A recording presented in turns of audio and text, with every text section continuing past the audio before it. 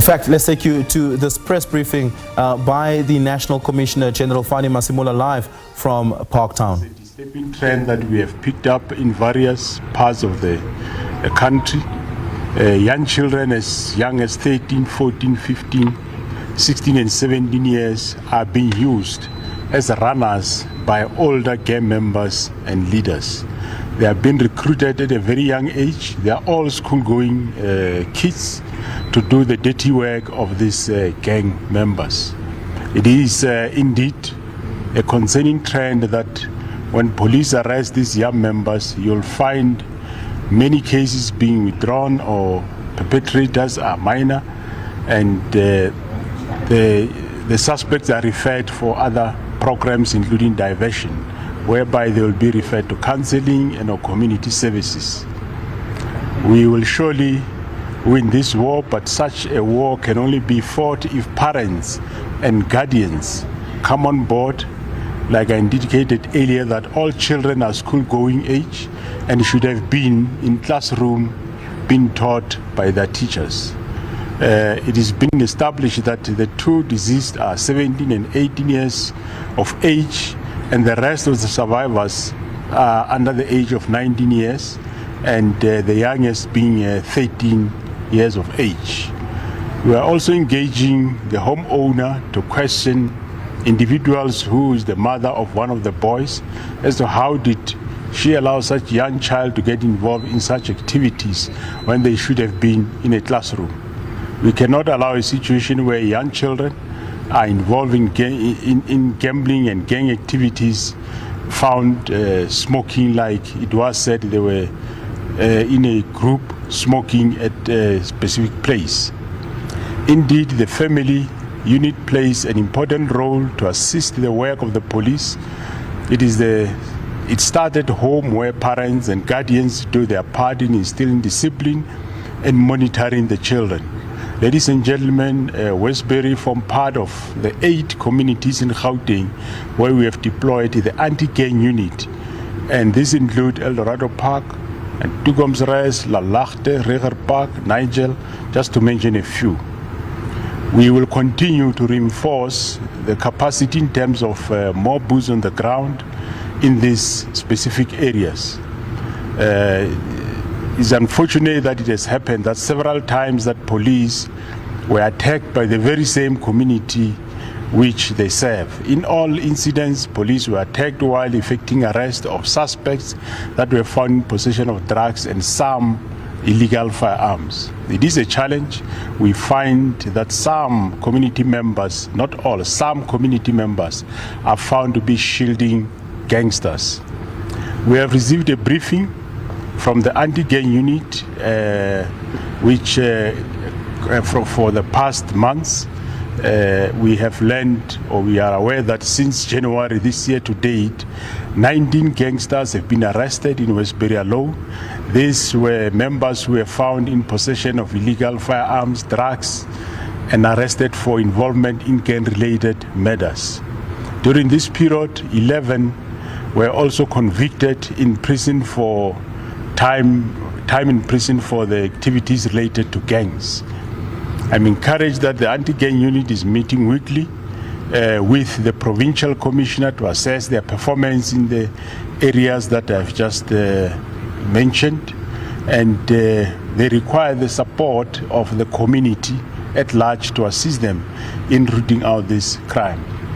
I also directed that we should continuously change strategies, focus on not only the children that are committing this runaround crime and shooting, but focus more on the gang leaders that are sending out these children. We know that we have a number of them in jail that have been sentenced, but there are those that are on bail, and there are those that are outside because cases could not proceed because of non-cooperation of some community members and or witnesses. I repeat that parents must play part in assisting us to put a stop to gang-related activities. With this in mind, we will be visiting Westbury tomorrow morning, where we'll start by at the police station to take stock of operations and in as far as how they are deploying in that specific area. What I want to emphasize is that for now we know who we are looking for, and we are confident that we'll find these perpetrators. We believe, which they are believed to be 4 teenagers. But as I said, I said to the team, we need to focus more on the upper echelons of this specific crime, which is more at the gang leadership area. I thank you. All right, thank you, colleagues. Is there anyone with questions? Yes, Planim Smith from ENCA. Just maybe when you're talking about the owner of the house being a mother to one of the children there, are you confirming that the children were themselves those that were targeted gang members? Well, what we are saying is that children as young as 13, 17, and 18 are involved in gang members. A group of them were smoking, and another group of the same age came to shoot these others. Yes, they are gang members, and they are being used by these gang leaders. Then just in terms of that, are you hopeful that they will be able to lead you to the masterminds behind this? As you say, you raised the concerns about, children young as 13, cases are withdrawn, but how do you get them to then lead you to those that have done this, or the ones that are the masterminds? Well, the investigation will be able to lead us, because in this case, we know 2 of the suspects are well known by name, so we're just looking for them, and the investigation will lead us in terms of which of the gang leaders or adults are involved.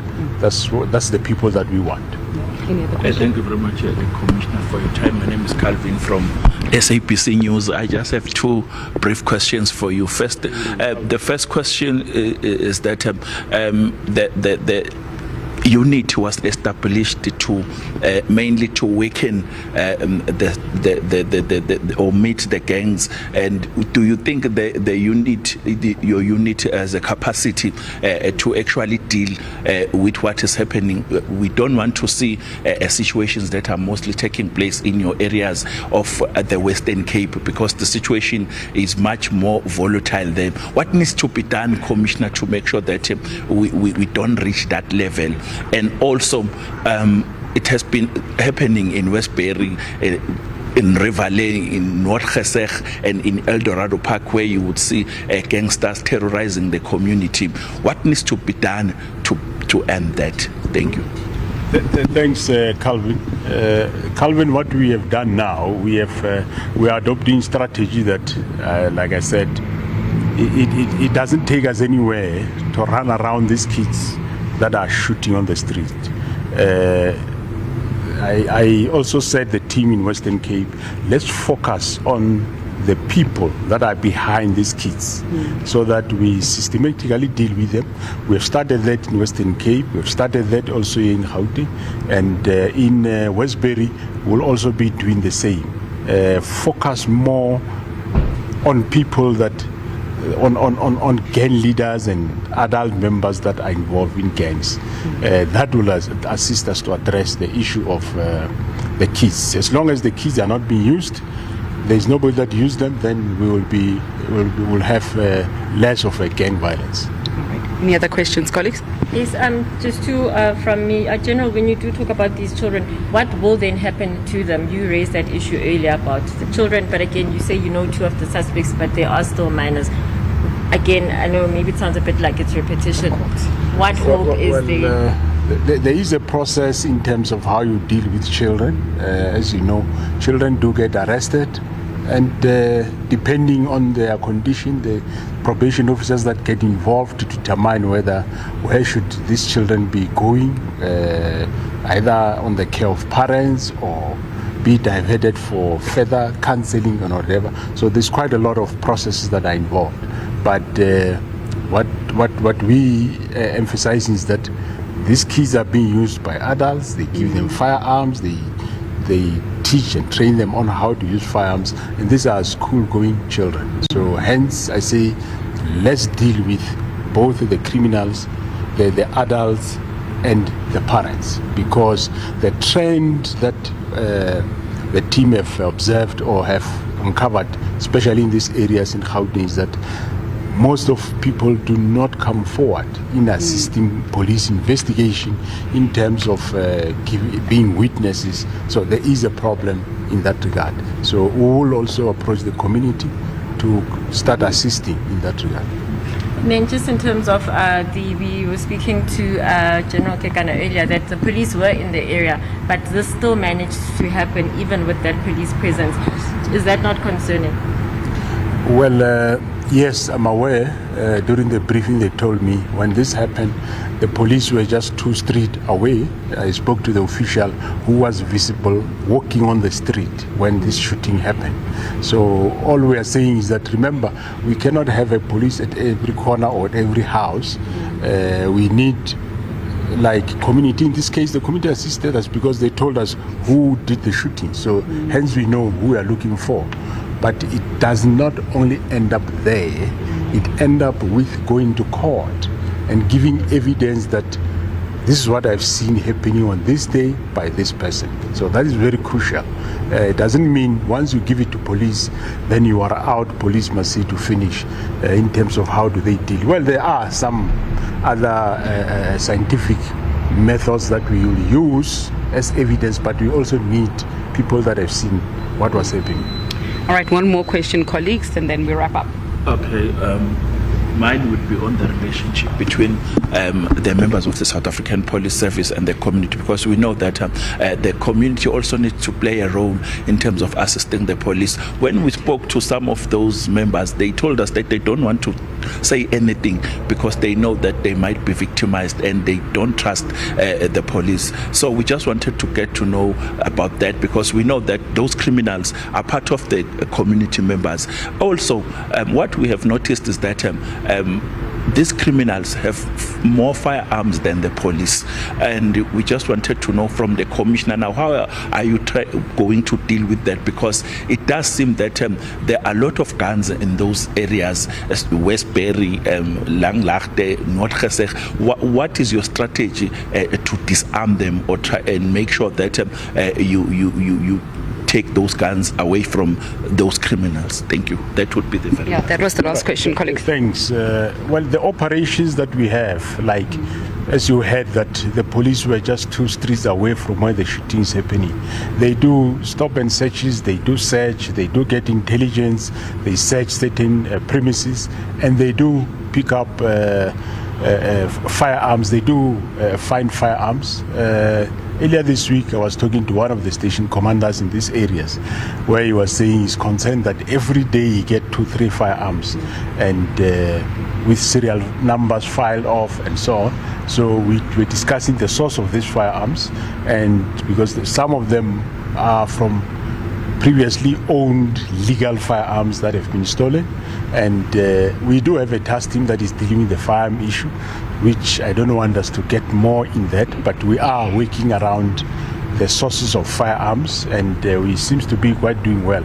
At the right time, we will be able to talk more to the community in terms of that. Okay, thank you, General. Colleagues, we will wrap it up and then see you tomorrow. Fannie Masemola, as well as the provincial manager. That is the National Police Commissioner General Fannie Masemola, who had announced there that they'll be continuing their efforts and oversight in Westbury by visiting the police station there tomorrow morning. Killer, learning some more detail there from the National Commissioner is that the 2 people who had died from the shootout are a 17-year-old and an 18-year-old, and that it had happened 2 streets away from where police officers were patrolling in the neighborhood.